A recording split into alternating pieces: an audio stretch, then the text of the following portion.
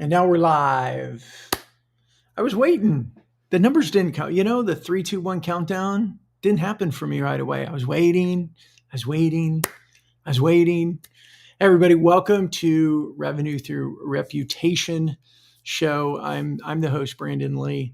And today is the last episode of season number 1. So we started this new show in January as we get through 6 months of the year.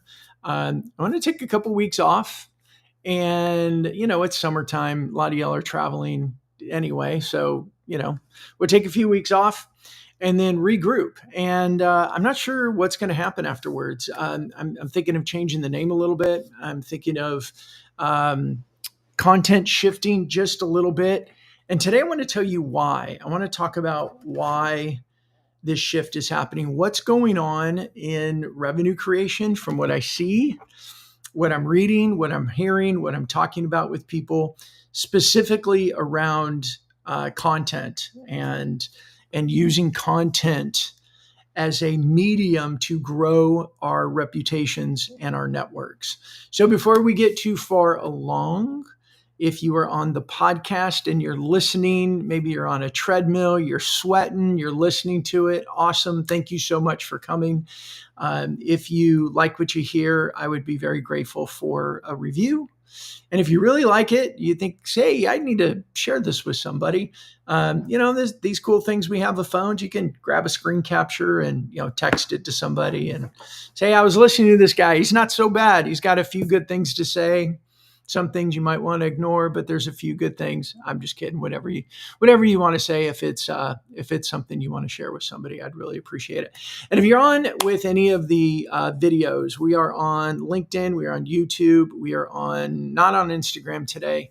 I don't know if we're on Facebook today or not, but LinkedIn and YouTube, those are my primary channels. If you're on and I'm live, well, join me.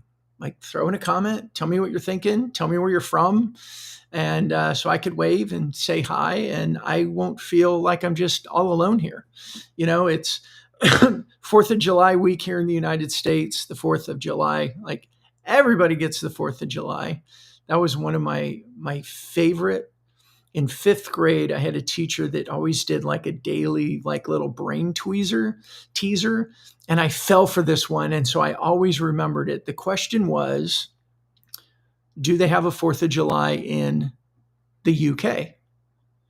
And I was like, no, because the 4th of July is American Independence Day. Well, the answer is yes, because July 4th, everybody has a July 4th. We just happen to celebrate it as a holiday. But it got me. And I always remember it because it got me. So anyway, we have the 4th of July on Friday. And I think a lot of people are out traveling this week or getting prepared for a 3-day weekend. So let's get to the important stuff today.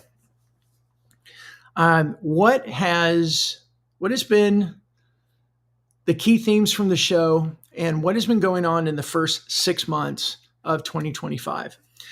I discovered, my friend Tom Burton, co-host of my other show, shared with me an article from demandgenreport.com.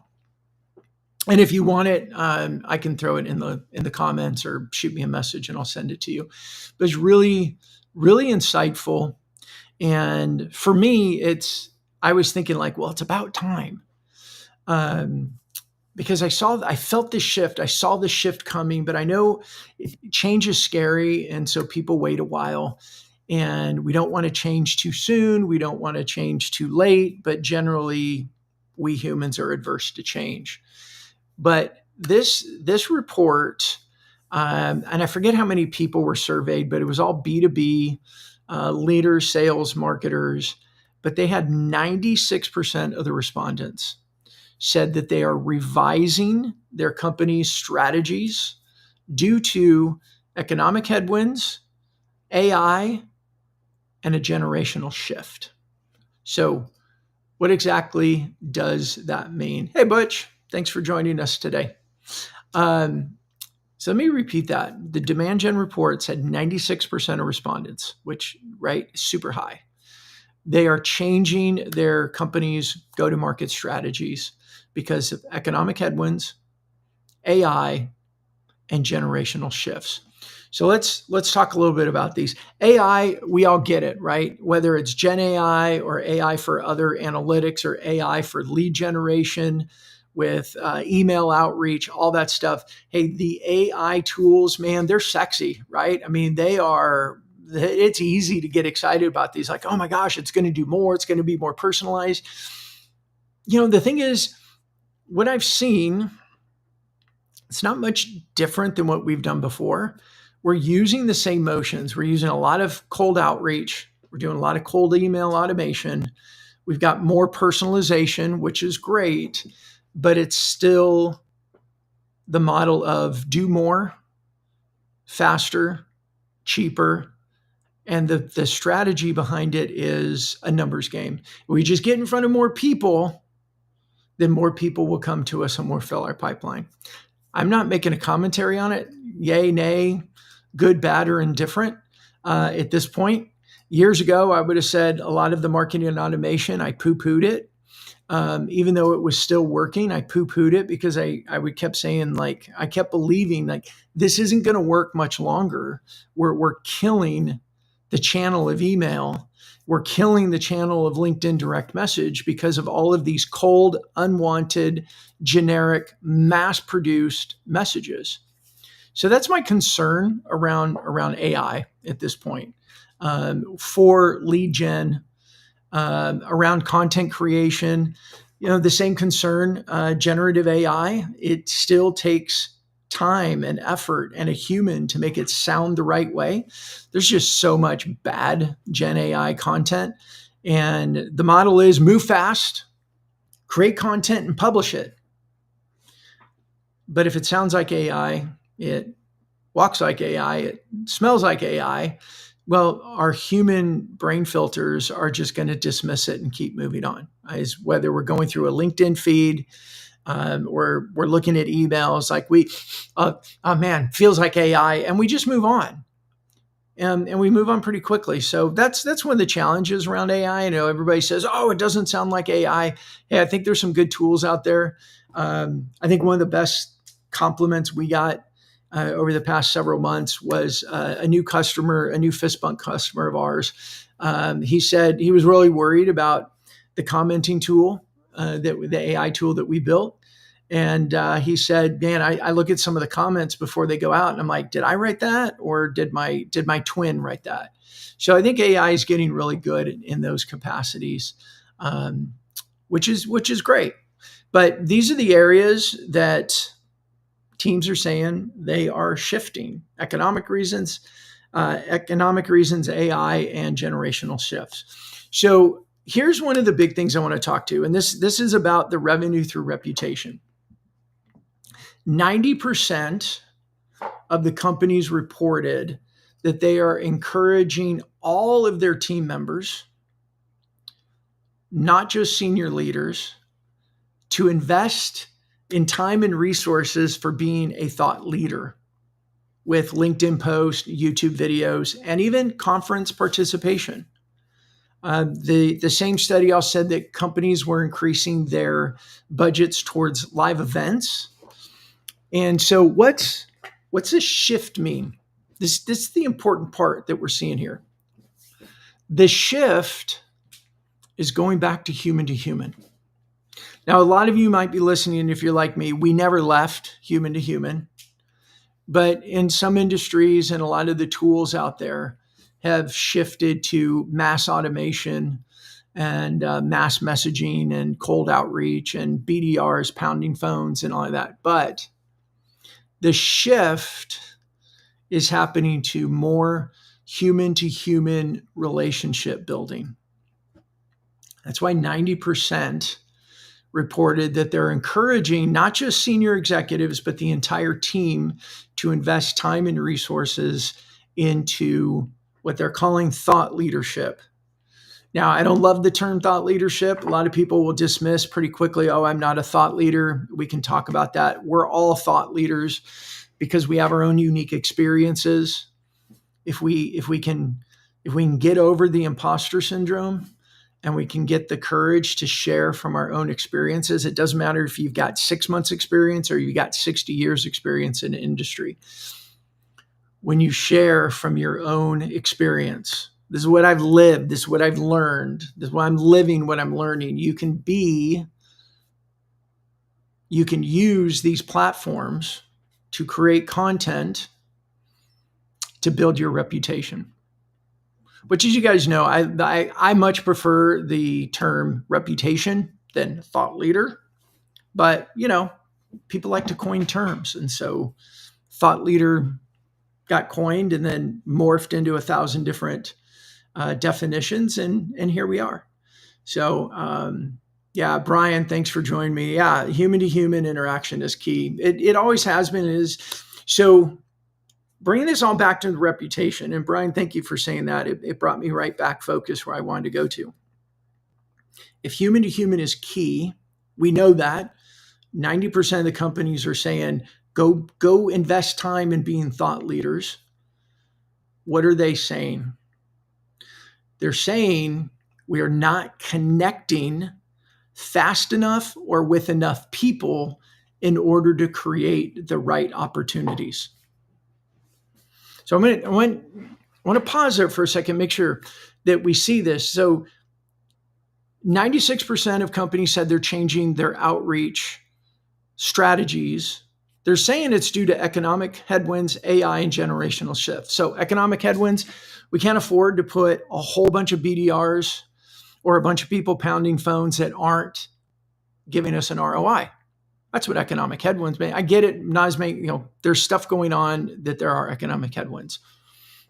But, a couple of years ago, or I can't remember exactly when it was, maybe a year ago, I spoke with a technology sales leader, and he had said that they did the data over a few year period, and their BDRs had a 99% close loss rate. Close loss rate. What does that mean? Their cold outreach, their cold calling, their cold emails had a 99% loss rate.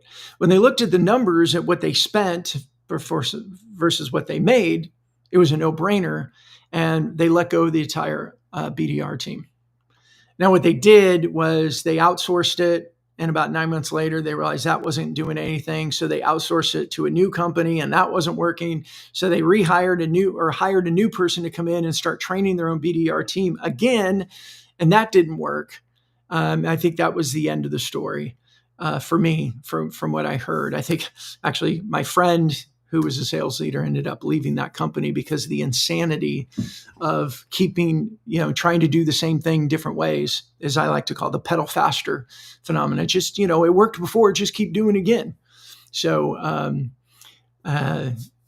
hey, Brian, I really appreciate that comment. And that, you probably just kind of summarized everything I'm trying to say or not trying. I plan to say today is we try to market and interact on non-human levels, but digital is just a human disguised as a hologram. It's what I think is, Brian, thank you for adding that, is digital gives us this opportunity to control the best that we can our reputation by what we share or by not showing up. I like to come back to LinkedIn through the lens of a networking event. Everyone in your industry is going to be there, if not today, tomorrow, or next week. They're all there. Your buyers, your partners, your competitors, everybody's there. And I just got a note from my awesome producer for the podcast listeners. Brian said, it's so funny how we try and market or interact on non-human levels. Digital is a human disguised as a hologram. That's what I was responding to if I didn't read that. Thank you, Nor, if I forgot that. That's bad, Brandon. You got to read these things for the podcast listeners. So you think about it as a networking event. Everyone's there. They show up at some point or another. Everybody's got a badge on, their name, their title, their company, so we can see who everybody is. Just like whether it's a networking event or a conference, How do you show up? That's the key, right? How we show up is going to determine the effectiveness of the event for us.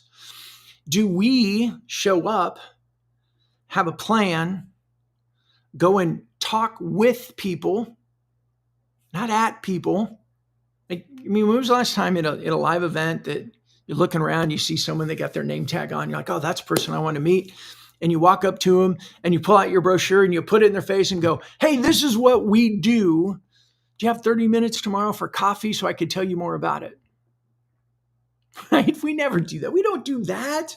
Why don't we do that? Well, because it's dumb. I mean, that's why it's dumb. In human nature, in human relationship, in human communication, that's just dumb. And we know that.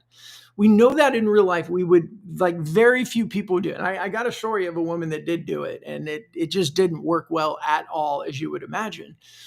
But we don't do that in real life because it's not effective. And if what Brian and I are saying is true, which it is, this is just an extension of who we are as people. So we have to act the same way. So coming into LinkedIn, are we going and commenting on other people's posts? Are we looking at the side of the room and go, oh, wow, there's a bunch of people over there who I want to know, and they're all having a conversation. I'm going to go join the conversation. I'm going to go listen to what they're talking about, and then see if I can invite myself in by saying something intelligent or asking a question, and then becoming part of that circle or that conversation that's taking place. That's what we innately do in live events. This is what we have been taught, trained, practiced for a long time. There wasn't an excuse, at least from when I started in sales, there was no excuse for me to be able to go, I'm just not very good at networking events, and so I'm just not going to go. No, there was no excuse for that. There was go get better. Learn how to ask questions. Learn how to go and introduce yourself to people. Learn how to be conversationalist. Right? This is what we did. We learned skills because live networking events, meeting people, was so important to our success and the success of our company that we had to figure it out. And yet we hear so many times like, oh yeah, we tried LinkedIn, it didn't work. Oh, did you go to a single networking event and you didn't, get a bunch of POs fly out of the sky and land in your pocket and go, woohoo, success, and then go, what? Networking events don't work. No, what the data from this demand gen report is telling us is that a lot of the cold outreach, and I'm not against cold outreach, I prefer warm outreach, and I'll define that here in a second. But what they're saying is all this cold outreach, because so many companies are doing it now, all the emails and the cold call automation and everything. Hey, when was the last time you answered a phone call from somebody that you didn't know? You didn't recognize the number. Did you actually answer it? Most of us don't. Cold emails going into spam, or we look at it. I mean, the human filter, right? What do we all do the first thing when we look at our email, whether you look in the morning or whenever you look at it? What do? Our human filter goes and looks at it and goes, get rid of everything that I don't want to pay attention to. Find the things that are important because I'm in a hurry. I want to be efficient, and I don't want to go through and read all this crap that I didn't ask for. So we go click, click, click, mass delete. Oh, here's one from Bob. Oh, here's one from Sally, people I know. And we respond to those. So if that's true for you, if that's the way you attack your email in the morning, what do you think that your buyers are doing? The same freaking thing. So I said, I'm not opposed to cold outreach, but I prefer warm outreach. This whole show is called Revenue Through Reputation, because what I found over the years is the better your reputation, for me, the better my reputation, the more my reputation grew, the more revenue we created, because I had more conversations with more opportunities, with more referrals, just more. And how did I grow my reputation? I showed up, went to the events, learn how to be a conversationalist, learn how to ask questions. I mean, I remember this one, maybe some of you guys remember it. I don't even remember where I learned it from, but I had 3x5 cards that were called my back pocket questions. And these were questions that I could use as a cheat sheet to go up and talk to people. I was so nervous when I first started doing, this type of networking. Those are back pocket questions. Pull them out, read them, put them back in your pocket, walk up, introduce yourself, and start asking questions. We focused on the skill because we knew the environment, the medium, the channel was so important to our success. So, Brian, you're a rock star today, man. Let me read this. Read this for everybody, especially in the podcast. My favorite thing to do when talking with anyone, networking at church, at the gym, I love hearing what makes people tick, what makes them passionate. That is more of a pleasure to me, more pleasure than me ever contributing my piece of the conversation, more pleasure than me ever contributing my piece of the conversation. Brian, that is so spot on. And one of the things when I learned about creating the back pocket questions, and I taught this to my sales teams over the years, it was topics that were important to me because I wanted to be genuine, but it was about them. And Brian, I think that's what you're saying there. Like these were topics like you say you want to hear that makes them tick. I bet you're passionate about that and you probably care about that for yourself. So it's a topic that is important to you, but you make it about them. Love that. Tish Valdez, I am going to read this for everybody on the podcast as well. Tish, I love you. You're such a sister to me, and I love that we get to do business together. So I agree with you, Brandon. We are all thought leaders. When I facilitate leadership programs, I make a distinction between thought leader and thought leader. Notice the capitalization. Yes, 1,000% yes, Tish. Yeah, and so let's talk a little bit about that. I don't want to get fully off this. I'm going to pause. Gather yourself, Brandon. Gather yourself. Getting too excited.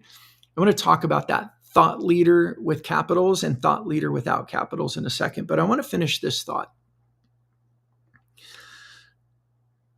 We have to learn the skills that we need to learn to be successful for ourselves and for our companies. And one of the things that I've seen for way too long, is punting or kicking LinkedIn down the curb, like down the street. Anybody else play kick the can as a kid? Love that game, especially at night. But we just kick the can down the street. Like, oh, we tried LinkedIn, it didn't work. Oh, our marketing team's posting a bunch of stuff. Oh, hey, we get really good engagement on our content. And then you look at it and it's like 90% of the people that liked it were your employees. And very few comments. I get that this whole like putting ourselves out there it's intimidating. It's scary. Going to networking events for me when I first started scared the absolute crap out of me. But it wasn't an option. Yeah, Dale Carnegie. Love it. Dale Carnegie. Yes, thanks, Brian. Brian was just referencing Dale Carnegie on there. My friend Neville, who owns the franchise for Dale Carnegie in North Carolina, he's South African, but he pronounces it Carnegie, not Carnegie. Anyway, when we have new skills that we have to learn that are important to us, we learn them. For far too long, I think most companies have just kicked it down the street because it's scary. It's hard to put ourselves out there. But let's address what Tish wrote about thought leader with capitals and thought leaders versus without capitals. And this is really important to this changing landscape of leadership visibility. And look, if you're a leader, my encouragement to you is you need to do this to keep leading. If you're not a high level leader in a company, you're not an owner, you're not a sales leader, you're not, customer success leader, but you want to be someday, this is probably the fastest way to accelerate your own growth. Meet more people, become known by more people.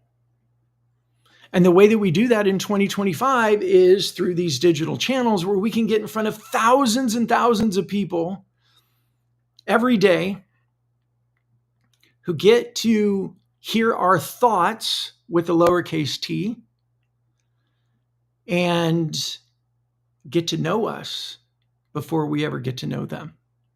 This is where opportunity happens. Like this is where life gets exciting inside of relationships. I was talking with some people last week in job hunt mode. And I said, what are you doing on LinkedIn? Oh, I go in every now and then and I look for people and I'll send some connection requests and I'll ask for some intros. I'm like, that's good. That's really good. You want to do it better. You want to do it better. Post and share your journey. Because first of all, and I don't know if the numbers have changed much, but I've had in my head for a long time that was like 98% of people that were registered on LinkedIn did not create content on a regular basis, which means the 2% that did, big old playing field of people to get to know you, to build your reputation, to build your network, to become more known by more people so that when you do call them, this is that warm outreach thing, right? They see you, they see your content, you're commenting on other people's content, you're writing your own content, people are engaging with it, learning from it. And then when you call them or people on your team call them, guess what happens? Oh, I know you guys. Yeah. We stand out from the noise. Yeah, I share a lot of different stories, and one of my favorites with Chris Dunn, who's a friend and a customer of ours. He sent a cold email out to somebody who responded with, "Hey, Chris, yeah, let's schedule a call. I feel like I already know you because of everything you put on LinkedIn." And if you haven't seen it, Chris was on my show last week. Was that last week? 2 weeks ago? Oof, time flies. But he was talking about he had over $400,000 in new revenue in like an 18-month period directly through his LinkedIn activity because people either said yes to a call because they recognized him and knew him in quotes from LinkedIn, or people that sent him messages because they were watching his content, paying attention to his content, felt like they knew him, or in one case, got to know him again, somebody he hadn't, talked to in over 10 years. When the email comes in or the direct message comes in that says, "Hey, been paying attention to you." I mean, his was great. Like, "Hey, Chris, been paying attention to your content. Oh my gosh, I can't believe how big your kids have gotten and they're graduating from college. And I remember when they were so small and da da da da da. Hey, by the way, my company has a need and I think you can help us." Never would have got that if he wasn't actively sharing this on LinkedIn, sharing his journey, sharing his thought leadership without capitals. Brian, you're right. Human equals spelling errors. By the way, I'm hearing more people talk about intentionally adding spelling errors into their messages so people know it's human. Oi, where have we gotten to? Where have we gotten to? But yeah, human equals spelling errors. So let's get to this leadership visibility, and I'm gonna wrap us up with this, and then I'm gonna talk a little bit about next steps with the show because I really appreciate to hear from you guys. Like, what has been valuable in this? What do you want me to keep talking about? What do you want me to bring? I'm looking at what different types of guests I've got. Let's see, Heath Barnett from Mixology is going to come on soon, and he's going to talk about why he started his show and his podcast and how they're planning to use the content. And he's also going to share some of the struggles that they had with not just getting it launched, but then maintaining it and staying focused on it. So I want to bring people that are sharing their stories of actually trying to grow their reputation through these digital channels, and the good, the bad, the ugly. But as we move into talking about this changing landscape of leadership visibility. It's rapidly changing because, number one, it has to. It has to. What I mean by that is, think about yourself. What brand messages actually capture your attention? Now, I'm not talking B2C, right? You're a big Coke fan. You see Coke things. You're like, oh my gosh. You see Disney things. Oh my gosh, Nike. You see, like, there's some great brands out there that have just captured our hearts and we're loyal to them forever. I mean, Apple for a lot of people. But in B2B, what brands are capturing your attention? But let me ask this counter question. What humans, what people are capturing your attention? And which one captures your attention more? I'm going to go out on a limb here and say it's people, right? People are going to capture our attention because our human heart resonates with other human hearts. We don't naturally resonate with brands. I mean, brands that connect with us at the heart, they're so good at creating emotion that's how they get from a brand to our human heart. But in B2B, the fastest, easiest way is connect with real people because that's what we are programmed to do in our humanity. So that's why this landscape around leadership visibility is changing so quickly. If you want, I love this, Carson Hetty with Microsoft, who's one of my other co-hosts on Mastering Modern Selling show. He always says, if there's something just I could do for just that much more to increase my probability of success, I'm going to do it. And if you guys don't know Carson, go follow him, man. Dude is phenomenally successful selling for the largest company in the world. Like, who else should you be following and paying attention to this stuff? But his commitment is, if there's something I can do that's going to increase my probability of success, I am going to figure it out and do it. I'm going to come all the way back to this report, the demand gen report I've been referring to. Companies are changing quickly their go-to-market because buyers have changed so quickly. The one thing I didn't really dig deep on, and I probably don't have to, but they're changing because of economic headwinds, AI, and generational shifts. The big one for most of us should be looking at generational shifts because the millennials and the Gen Zers are changing the B2B buying game because they now have purchasing power. If you're a little bit older and you're looking going, gosh, some of the buyers are my kids' age. Man, they've been raised very differently. Now, like Brian was saying earlier, and I've been saying earlier, the human to human hasn't changed, but the medium, the channel of building human to human has totally changed.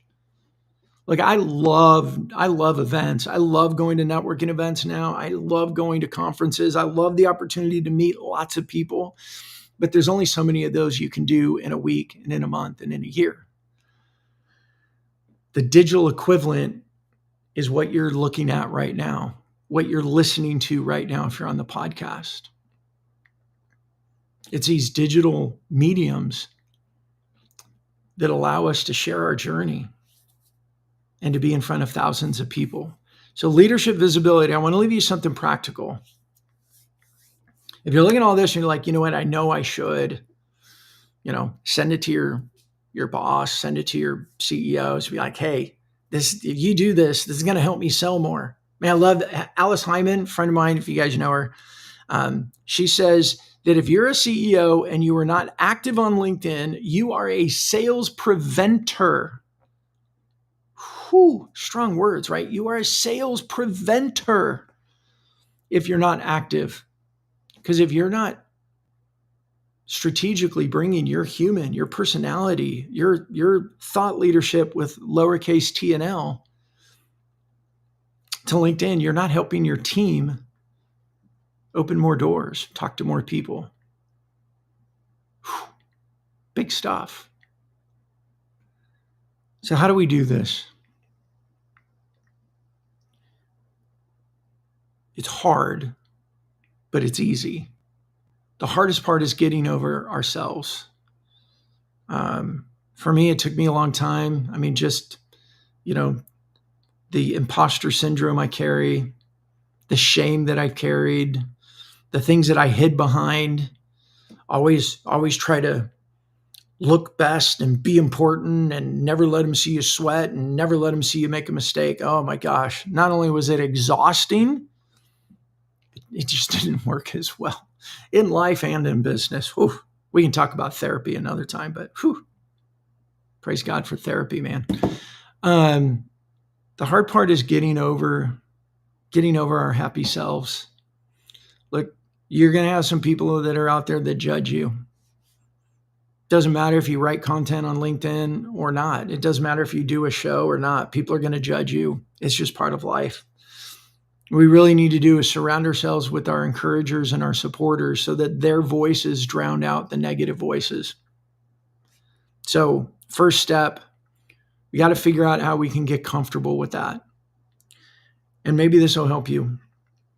I can share a couple of things. Number one, I like this as a starting point. It's just a little 3-touch framework to create content, to share your thought leadership without trying to be a thought leader. Step one is listen to the questions that are asked of you by customers or prospects throughout the week. Write them down, have a notebook, write them down. But have your questions handy or just think for the week. What was the best question that was asked of me this week? Oh, yeah, when I was on with them and they asked, oh, that's a good one. So write down the questions and do this. I was asked, and write the question, by, and use their title and their industry.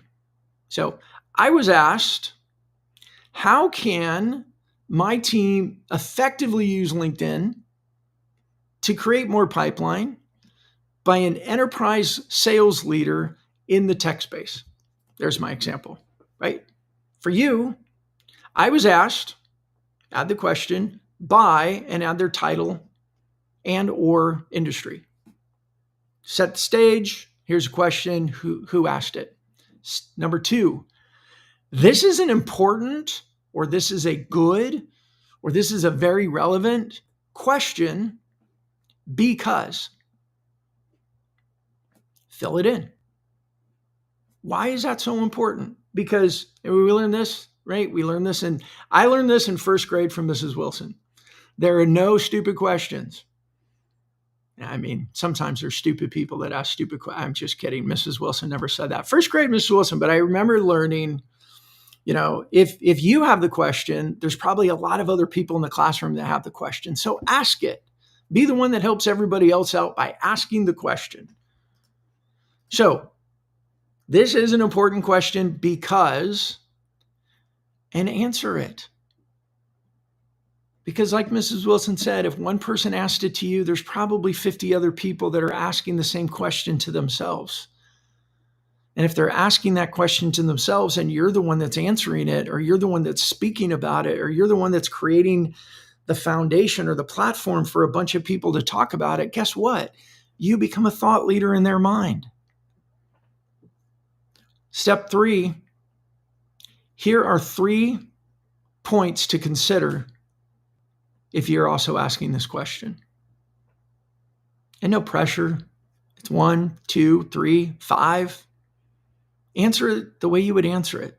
Now, here's my best piece of advice of all this. When you go to write this, or if you want to do it in a video, I like on writing, what I like to do is close my eyes, picture the person who asked me or somebody else who's like them, a prospect who's asked me, and picture them standing right in front of me and asking it as a question, and then writing my response as if I was speaking to them instead of, I'm going to craft a message.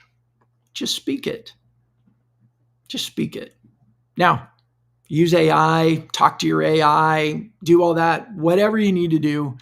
But that's one of the best ways that anybody can start to create content and grow their reputation, grow their network, become more well-known, meet more people, have more conversations.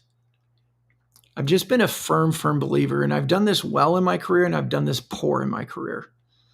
And I'd like to say it was linear, that I was bad and progressively got better, but I was bad and I got a little better. Then I got bad again and all that. But opportunities come through personal relationships. Opportunities come through people.